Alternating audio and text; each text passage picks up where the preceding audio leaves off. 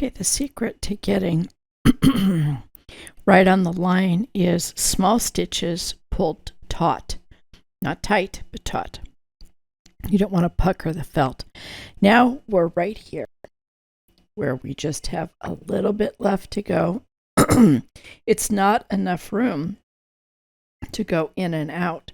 So what I do on this edge is I go all the way around, and I'm going to bring my needle up right here where my last stitch was. See that? But it's going to go all the way around.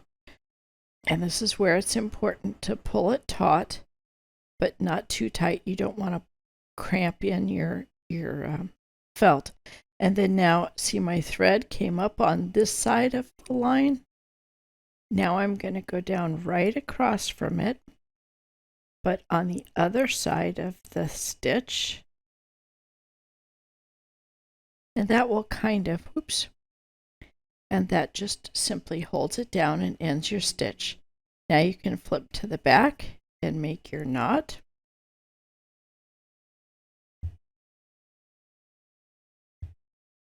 One.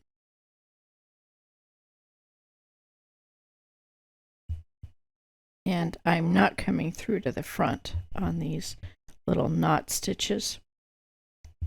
You can even just pick up a little bit of another stitch and not even go through to the front. And there is your edge to edge outline stitch. Now I just need to do my sequins on this one, and then we can put it on the stocking. But I'm going to do this second one here and get it done, and then we'll put them on the top of where they go here. See, it's going to go right there, the top of the bed. Oops, you can't see it if I don't pull it down where you can see. So they will end up right there as the knobs on the top of the bed. Okay, and I don't believe that they get any stuffing or anything. They're just embroider, sequin, and applique. Okay, so we will embroider this one, and then we'll sequin them both, and then we will applique them to the top here, to the bedposts where they go, and we'll be back. We can check off step number 2, I think it is. Box number 2. Okay.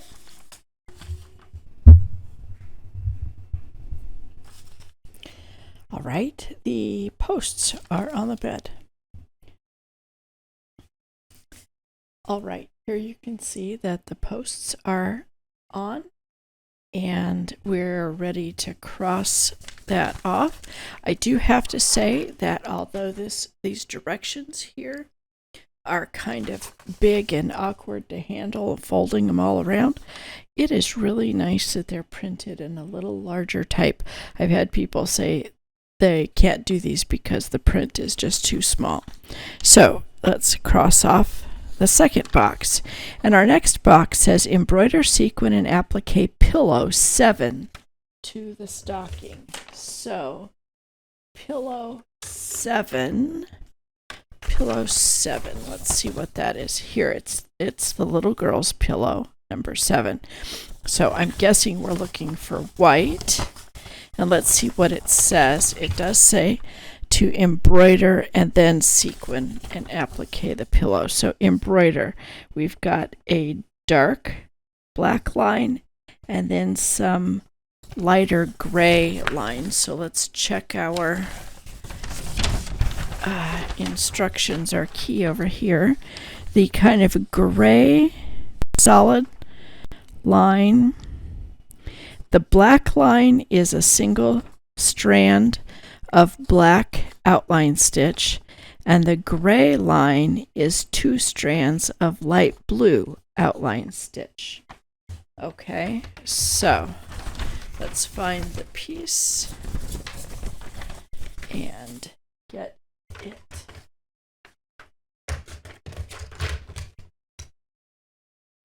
assuming it's white. Here's 13, and it's like here is 7 right here.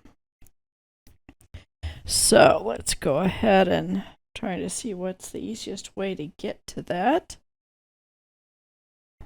I think I'll go this way.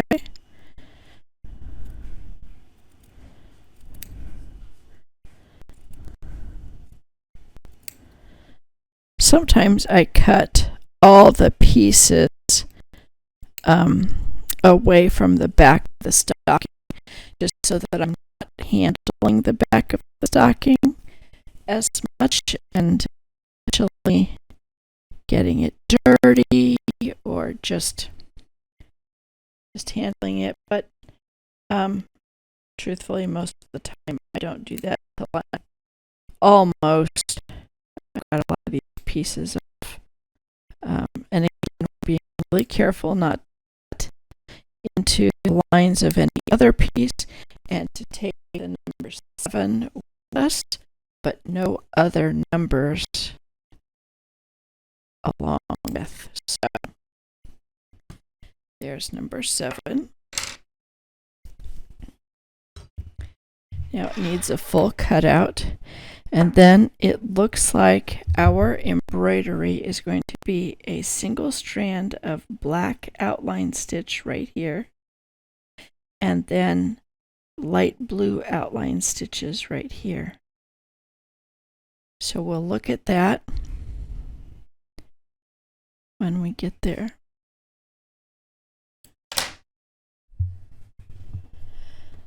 All right, the piece is fully cut out. On pieces like this that have lots of little curves and jigs, just take your time, go slowly, and just do the best you can. Get a smooth cut. Now we've got a outline stitch again, and it's going to be from edge to edge. So we're going to do our edge to edge outline stitch technique. I have tied a knot in this so that it is a single strand, and we're going to come up about 1/4 of an inch from the edge right on the black line and go around. And again, I'm choosing to work this like it's a smile and split the difference there and pull it taut but not tight. Okay, and then holding our thread down, we're going to make very small stitches, pulling them taut, and just follow the line around to get to the other edge.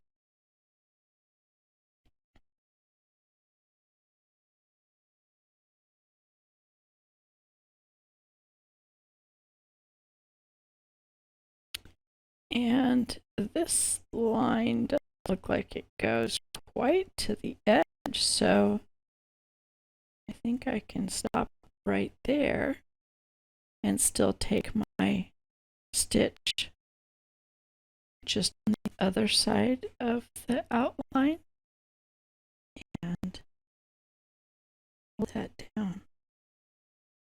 Okay, now we can stop in the back.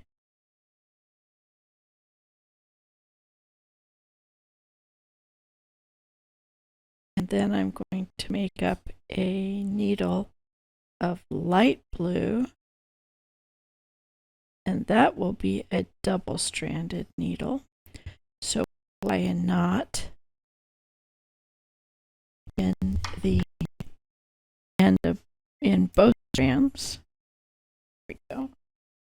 See how that ended up looking? It's amazing how just one strand of black can cover. Okay, here is the light blue, and it looks like I'm going to choose, I'll show you one of these stripes. I won't show you all 3 because they're going to all 3 be the same. And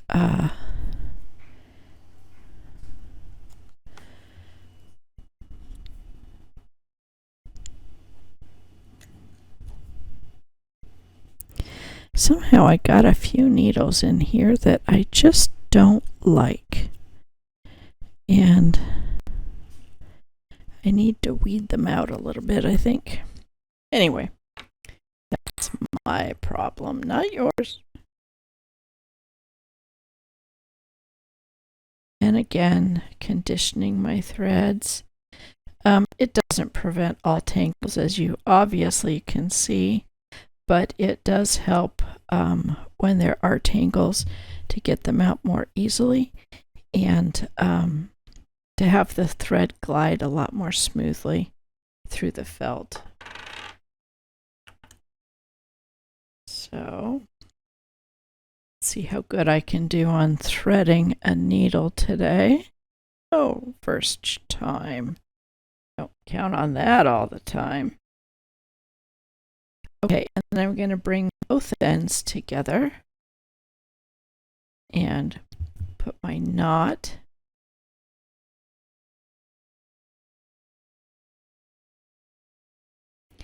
And then now I can work with a double strand of thread. And I can come up on this side here.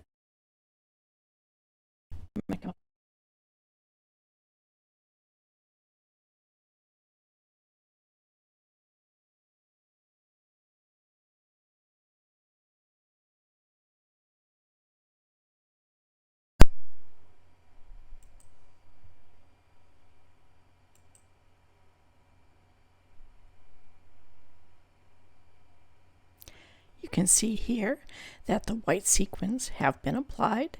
The embroidery, both black and the blue outline stitch, are all completed, and it's time and we're ready to put this piece onto the stocking. We're going to be stitching it down with a single strand of thread using our applique stitch. The most important part at this juncture is to be sure that when you place your piece down and when you're pinning it, that you are covering all of the indication lines for that piece. Sometimes I have to look from different angles to be sure that I have gotten it all covered. But then I go ahead and get it pinned down. I like to pin it in multiple places, even though I know that felt does not shift too badly. Felt on felt anyway, it does kind of stick to itself, so that's a good benefit. But I find that if I don't pin, if it's a very small piece, sometimes I won't pin. But a piece of this size, when I've worked hard to make sure that it is lined up properly, I want to make sure it stays as I'm sewing it. So I'll put multiple pins in and make sure that it's going to stay put. Then get one strand of thread, knot it and in a single strand, and do the applique stitch and get it all sewn down.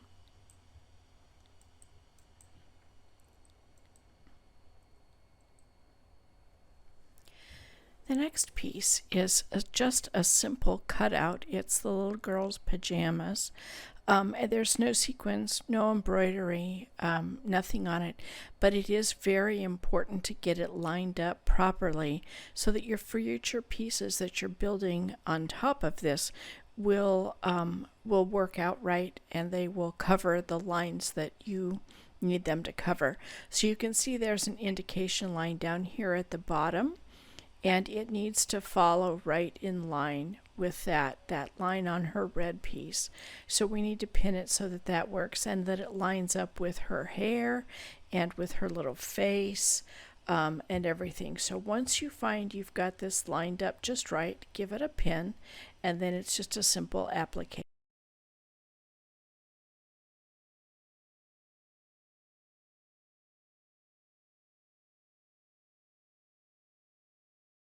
You can see we've got the pillow appliqued and the top of the little girl's pajamas in place.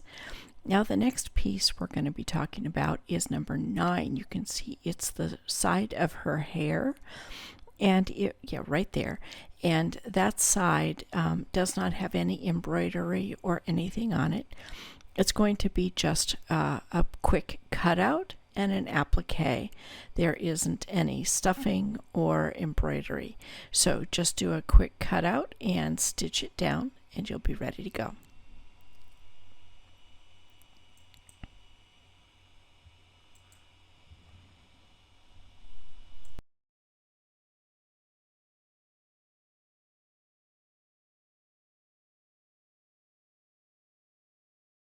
We're ready to check off that we have appliqued the piece of hair number 9, so we can check that off. The next step is embroider, stuff, and applique the face number 10 to the stocking, and you can apply blush to the cheeks if you desire. That blush that I use is this red chalk cloth marker. It does wash out. You'll find this listed in the description of the video if you would like to purchase one like this. And this is simply all I do. I make sure that the point is a little bit dull. You don't want it super sharp because it'll go through the felt. And you just simply rub a little bit on like this, kind of in a circular motion like you would with a little blush on the cheeks. It doesn't need to be very dark. It will show and it will enhance. You can see the difference here when I'm done between the little girl with the reddish on her cheeks and the little boy who doesn't have any yet. I do find it much easier to work on it before I've cut it away from the others or before I've cut it out. It allows you kind of just to hang on to it a little bit more easily and be able to apply that blush very, very gently.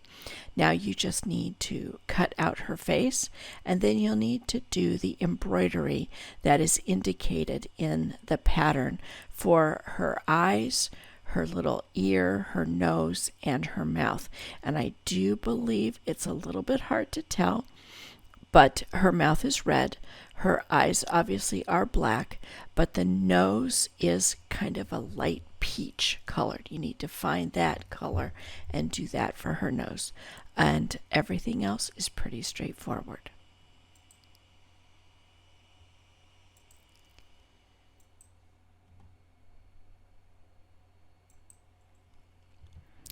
Here I'm going to let you just quickly watch me work on some of the embroidery that is on her face.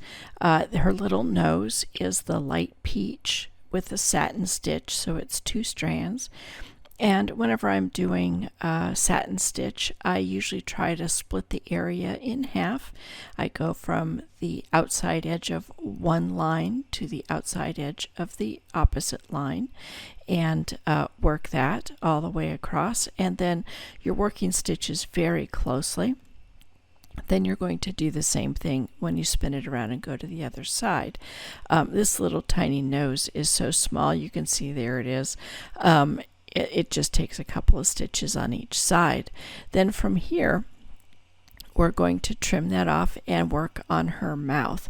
Her mouth is going to be 2 strands of red, and we're going to do the outline stitch with the little cheeks are just a straight stitch. So we just put a straight stitch in there and then come back and do the outline stitch. Again, always working the outline stitch if possible in the way that someone would smile as opposed to a frown. And then we get back over here to the other side and we give her little cheek a straight stitch. The face on this is just darling and really does work up nicely.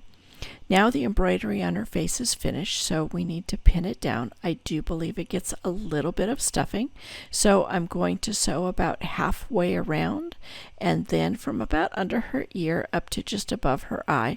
Then I will give it some stuffing, a small little ball of stuffing, and finish stitching it the rest of the way around.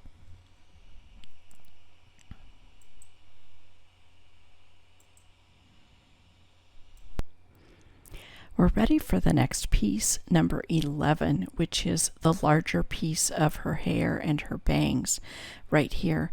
And all these lines on here are going to get a red-brown outline stitch to form all of the I just thought I'd give you a quick update as to where I am on this stocking. Everything I've done is stuff that we have done together. So we had finished the little girl together. So I went ahead and did the little boy. I'll just share with you really quickly why this one I'm not going to cover quite as thoroughly, because again, it is a more advanced stocking. So I'm going to assume that if you are working on this stocking, you've probably done one or two and you kind of have most of the techniques down. So I hope that's true. I hope you're on your second or third or fourth stocking. I think that's so cool. So again, let me just go through what I've been working on the patchwork quilt, and what I wanted to share with you that I've discovered is that all of these up to here, so all of these I did with the piece. I would cut it out and then I would do the embroidery on it. Now these I've been doing where I stitched the piece, I cut the piece out and stitched it down, and then did the embroidery on it while it was attached to the stocking. I found that to be much easier, and I feel like it is a little nicer looking. You can see on the back here how some of it, for instance, the French knots obviously have to come through. But pretty much everything else, I didn't even go through to the back of the stocking. I just worked on the front. Now this one, I have 2 more red lines to do there of outline stitch. Also, I laid the pieces on. I'm not quite sure how this piece of sheeting that they call is what all it's going to cover. I feel like I couldn't quite figure out how to line them up. So you can see that these are not lined up perfectly. These up here are not lined up perfectly. I may have to do some scraping off of the indication lines if things don't cover perfectly. But when I get to that point, I will definitely let you know. Now you might be looking at this saying, wait a minute, Carla, you missed all the stuff on the top. And yes, in fact I did. I intentionally did not do that. And that is because this client wants me to put their name in felt letters up at the top, or the name of the person. And I don't know what that name is yet. And she opted to have all of these sugar plum fairies, or the little candies and cookies, to be strung on a string across there, kind of just dangling above their heads. So I'm going to be working on those things probably off camera, because I'm going to have to do things a little differently than it states in the directions, because in order to do that, to hang them on a string, I am going to need to back them. All of these are single pieces which get stitched down. They don't have a natural back to them. So I'm going to need to figure all that out and kind of play with that a bit. So I think that I might put the candy cane here. I may put this candy and this cupcake, these 2 things right here down on the sides. But all the rest, I've got a candy cane, a gingerbread, a lollipop, a candy, another candy cane, a gingerbread, and a cupcake that will all be strung on a string that will hang, hopefully not covering the children and not covering the name, but somewhere suspended and tacked kind of right in there. So just trying to let you in on the plan. So this is actually the 4th stocking I've made for this client. And then coming up, I've got a box of 7 stockings to do for a gentleman whose wife has passed away. Unfortunately, she began the first one and got about 10 or so pieces into it. And so he wanted to finish them. So he decided to buy 4 more. I'll tell you that whole story when I get to those, probably. And so he did, and he thought, I can do this, and I really applaud him. I think that is amazing. He obviously has some experience, and when he got them and opened them up, he went, whoa, whoa, whoa, whoa, over my head. And he contacted me. So to date, for 2023, I will be finishing 11 stockings prior, I hope, to December 1st. But we'll see how close. The last 2 are for my niece and her significant other. And she's local, thankfully, so I don't have to have shipping time figured in there. So I'm hoping to get those. If I'm squeaking in, at the week before Christmas with those, I can get away with it. So anyway, wish me luck and follow along. I'll be doing a lot of these videos and trying to highlight the techniques that are needed for doing these kinds of stockings. So I'm going to finish these lines here and keep going with my quilt, and we'll see how those pieces, how I end up lining up. I'll let you know.